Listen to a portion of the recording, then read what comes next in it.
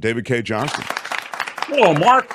Hello, sir. Thank you for being here as always. I have received so many inquiries about this, and we touch on it from time to time and have over the last couple of weeks, but I felt like you can really do the drill down on this 14th Amendment and why the idea is that Donald Trump could be excluded from even being on the ballot because of his involvement in seditious enterprises.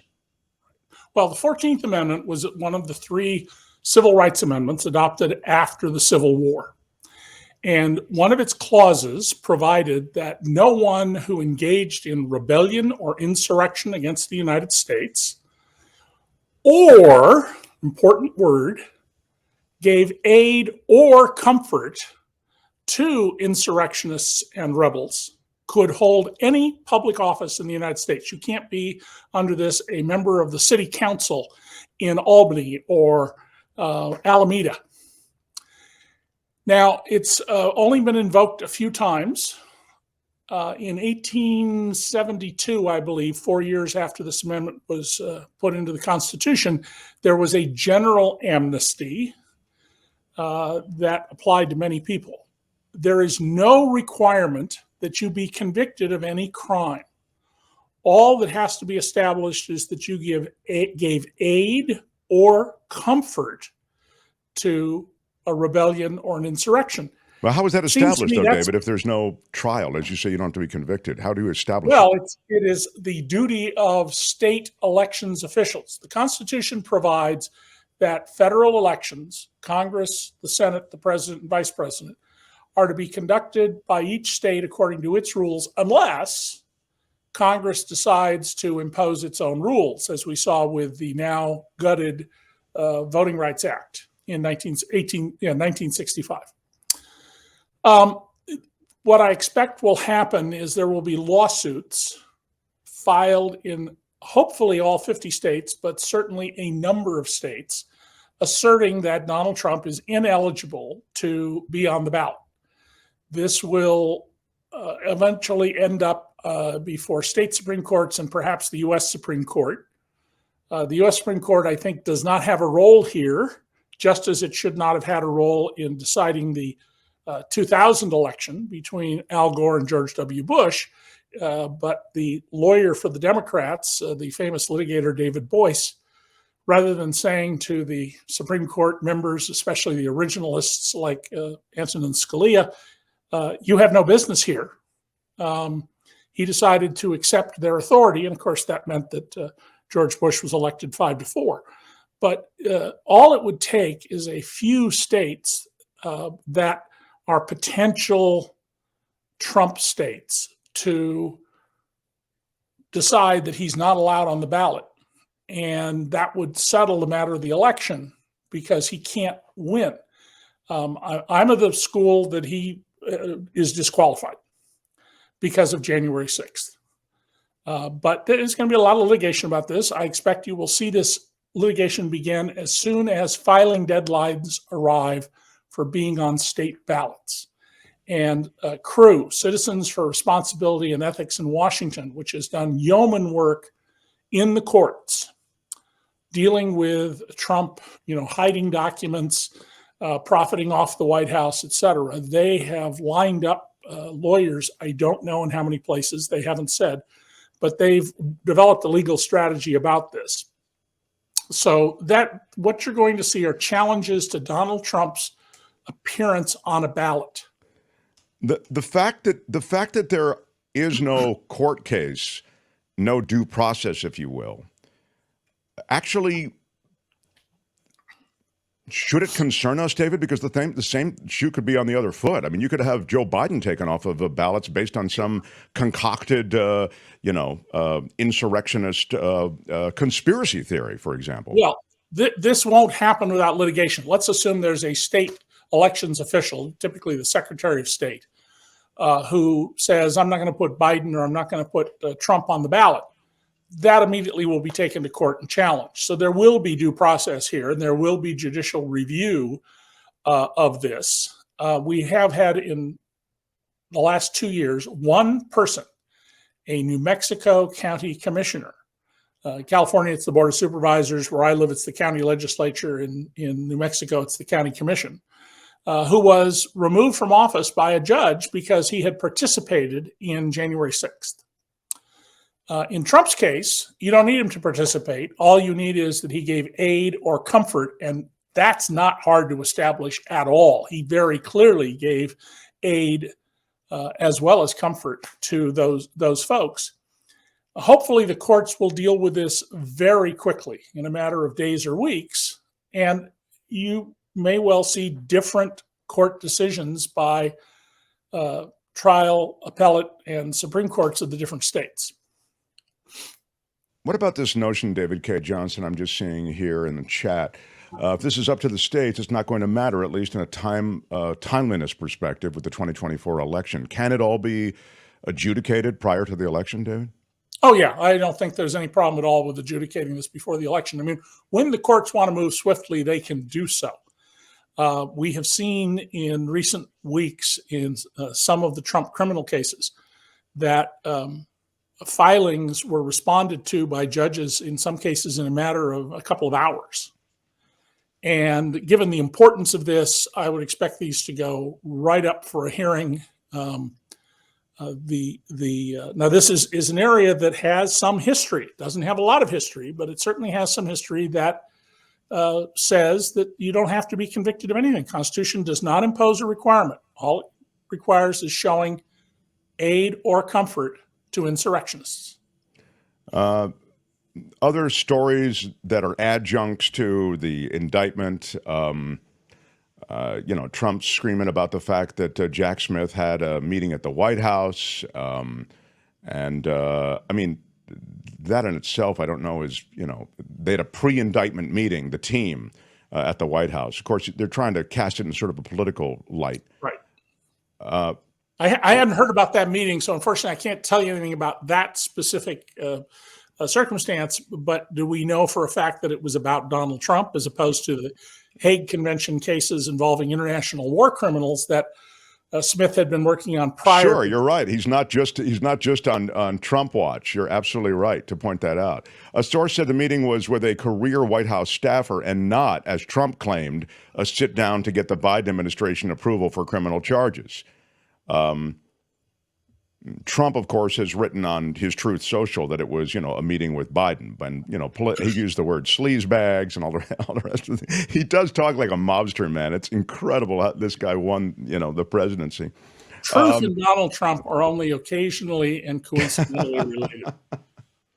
I wanted to, though, quickly touch on the Meadows stuff, because he was in there really chirping for 4 hours. And I'm wondering if what he said, which was essentially, David, you set me straight, but wasn't it? He was essentially saying that, look, I was just kind of doing what I was being told and were directed to do. Right. So Mark Meadows, as Trump's last chief of staff, he's a former congressman, testified that he was in Atlanta to see children of his, and then he just decided that he should inquire through his position as White House chief of staff into the election results. First of all, his testimony is extraordinary and unusual, and it has now locked him into a story for the trial. He's going to have to testify, if he testifies at the trial, consistent with the testimony he gave yesterday. But he was asked by one of the Jack Smith prosecution team, well, what White House lawyers were involved in this? Well, none. Were there lawyers involved? Yes. Who were the lawyers? They were campaign lawyers. And that strongly suggests that, of course, he was there not in his official capacity as a federal government employee, but to advance the interests of the Trump campaign. You have to remember, the person who is president and the office of the president are separate things. The White House counsel does not represent Donald Trump or Joe Biden. It represents the office of the presidency. I will tell you once that my wife and I had a discussion about if she were president of the United States, and I said to her, well, you realize presidents sometimes have to kill people. And she said, I wouldn't kill anybody. The office of the president would kill the person. Long pause. You can be assured the minute I got back to the residence, I would fall apart. But we need to keep. And my wife was a CEO at the time. We need to keep in mind these distinctions because they really matter. This is not the Sun King in France. L'État c'est moi. The state is me.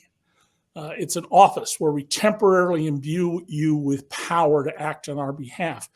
And the judge in this case told Meadows that if he hasn't issued a ruling by September 6th, Meadows should show up for his arraignment. I think that's a pretty clear signal that the judge didn't buy this, and I'd be very surprised if he does. What Meadows is trying to do is remove himself entirely because he says I was acting in my official capacity. Well, so what? I mean, that probably not a defense if you're behaving in a criminal way. Secondly, he would like to get the case removed to federal court. The same prosecutors would prosecute the case. The same state laws would apply, but the jury pool would be larger. It would include part of Marjorie Taylor Greene's congressional district. And you can see why Trump or others would like to have a larger jury pool than Fulton County, which essentially is Atlanta. Yeah, so that's the situation with Meadows. And as you say, I mean, because there's a question in the chat, was it ruled to be federal, or that ruling is to come? But as you suggest, and if it doesn't come, then I'll see you as planned here in this courtroom type thing. Right. The question I have for you now is far from that. It's let's leave the American elections and let's talk about what's happening in Ukraine. You've noted that the Russian army is showing signs of weakening. Yes, and I have the good fortune of someone who was in the military, worked at the Pentagon, worked at RAND, was a rocket scientist, literally, who follows this very closely, and we discuss this regularly. There's an outfit called the Institute for the Study of War, isw.org, and they have done really solid reporting on what's going on in the war. I don't think there's been a single significant mistake. In fact, I can't recall any mistake at all in their coverage of this since before the invasion. And what they recently quoted a BARS political officer, that's the BARS are the reserve troops, as saying that the average age of those soldiers was 45 and 30% of them had no training whatsoever. I'm sorry, you want a combat unit that has cohesion. The military everywhere in the world drills into its combat units that you're part of a group that's going to live or die together. And you have to have this intense loyalty, and you have to have discipline, you have to follow orders.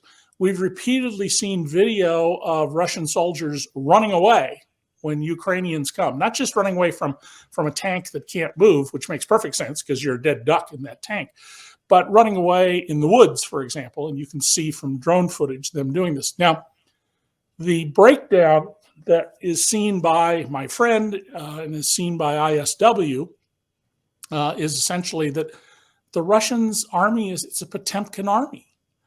There's no great substance there. It's bigger by far than the Ukrainian army, but the Ukrainians are fighting for their culture, for their land, for their families, and they're ticked off. The Russian army is full of conscripts and 45 years old. You're going to put people into battle. Yeah, maybe as a major or a colonel, but not as grunts who are carrying rifles or setting off mortars. David, help me square something, though, because you reference it yourself, the size of the Russian army. Just the personnel reservoir that they can draw from seems so limitless that you wouldn't have to get into a 45-year-old demographic ever in Russia to fight your war. What does that mean? How does that happen? Well, if this was ancient warfare, number of troops would really seriously matter. Some of the battles between the Persians and the Greeks, for example, were highly dependent on the size of the force that you had. But modern warfare is really the business of throwing up highly expensive machines and seeing how many are not destroyed. I mean, it costs at least $10 million to build a tank, and there have been thousands of them now that are not being used. And the Russians have been taking out of mothballs tanks from World War II, ones that after World War II they packed with grease and put away somewhere in a warehouse, and they've been calling up some of these. The objective of the Ukrainians, first and foremost, is very clear. They want to cut off the Russians from Crimea, which was seized in 2014 by the, quote, little green men who didn't wear military insignia. And Trump said, I mean, not Trump, I'm sorry, Putin said, those aren't Russian soldiers. And then when it was all over, he went, of course they were my guys. What should we have done at that time, David? Well, Obama, I think, mishandled that. I think that he should have rallied NATO and put the kind of sanctions that the Biden administration has put in place, which are, to my knowledge, the only financial sanctions that actually are doing something. The Russian economy is imploding. They have run through most of their foreign reserves. They're being forced to sell oil at about $48 a barrel. And well, their cost of producing that oil is maybe $5 or $10 a barrel. So there's a profit there. It's not the world market price, which in recent months has been $60, $70, even 80 at one point. Aren't a lot of their costs being underwritten by China? Are they being supported by China in some ways? It's not clear how much of a subsidy they're getting from China, how China is helping them. But clearly they're under tremendous economic pressure. And I wrote a piece earlier this year from their own official statistics that in less than a year of the war on Ukraine, they had run through half their foreign reserves, which really weren't that big at the time. And of course, if you're going to engage in trade, you got to have foreign reserves. The Russians are a people who've been long conditioned to deal with privation. So it's not like what you would expect if suddenly middle-class Americans were told, you're going to wait in line for an hour to get eggs and butter. And then when you get to the front of the line, there may not be any. Nonetheless, this is having serious, serious repercussions for the Russians. They're a one-note economy. 98% of reported corporate profits in Russia a few years ago, when I went and dug into the record, were from fossil fuels. And I define that broadly. I mean, it included fertilizers made from natural gas, for example. But, oil, coal, natural gas, and products made from them, 98% of their corporate profits. That's a really distorted economy. And the leadership in the Russian army has been awful throughout this war, except for Prigozhin's men, who were brutal beyond belief. They went around murdering people who surrendered, lots of rapes, and then stealing all these children. The Chris Christie run that he did in the debate as to what the Russian troops were the things the Russian troops were associated with and perpetrating, that was accurate. Spot on, absolutely spot on, accurate. And it's very strange to see what's happened to the Republican Party. When I was growing up in the 50s and the 60s, there were communists everywhere, and the Kremlin was behind them. And there are wonderful books like David Cay's The Great Fear. We had the Hollywood 10. And now you're seeing a number of leading Republicans, including people who are on that stage, who become pro-Kremlin and have joined Trump. And remember, let's not forget what Donald Trump said in 2018 in Helsinki. He did not trust the American intelligence services, but he trusted everything Vladimir Putin said. Even if you think that there's some legitimacy to that, you don't say that on the world stage. That's way out here. Yeah. Wow. By the way, I wish that was the wildest thing that he said during his administration, but that did belie a lot, didn't it? Yeah. So thank you for putting the 14th Amendment thing to bed for us a little bit. Although it's interesting to hear that you support this action. Let it go all the way up. Yeah, I think that I've always thought Donald Trump was unqualified. I mean, in my 2015 reporting, my 2016 biography of him, one of the key points I made is this is a man who's never done a day of public service. He's a con artist. He has no idea what the office of the presidency is about. And he's clearly articulated both verbally and in court filings his view that as president, he can do anything he wants, even murder somebody, shoot them on Fifth Avenue. And that's absurd. That's not what the rules are whatsoever. But, he came along at a time when an enormous number of Americans, after a half century of the economic policies that I've been exposing that take money from you and me and everybody listening to this, and very subtly and stealthily put the money in the pockets of politically connected companies and executives and individuals, people are frustrated. How come Grandpa was better off than I am?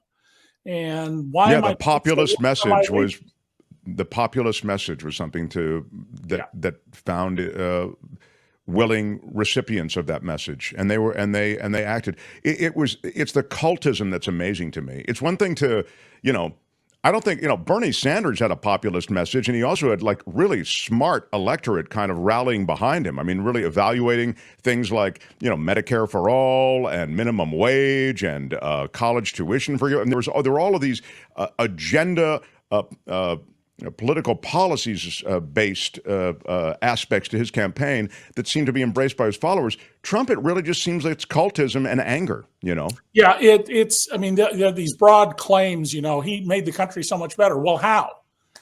Because none of the data supports that. Bernie had what I think are ideas that would be tremendous for both the quality of life in America and people's economics. I wouldn't want to see Bernie in the White House. I mean, I know Bernie, and he is not a manager. And the job of the president of the United States is you're a manager.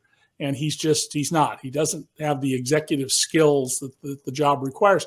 And what we're seeing with Joe Biden is something very significant. Joe Biden is the first president since Lyndon Baines Johnson, with the possible exception of Jerry Ford's brief non-elected presidency, who is so deeply steeped in Washington and knows how things work. I mean, Jimmy Carter and George Bush came out of nowhere. So did Ronald Reagan.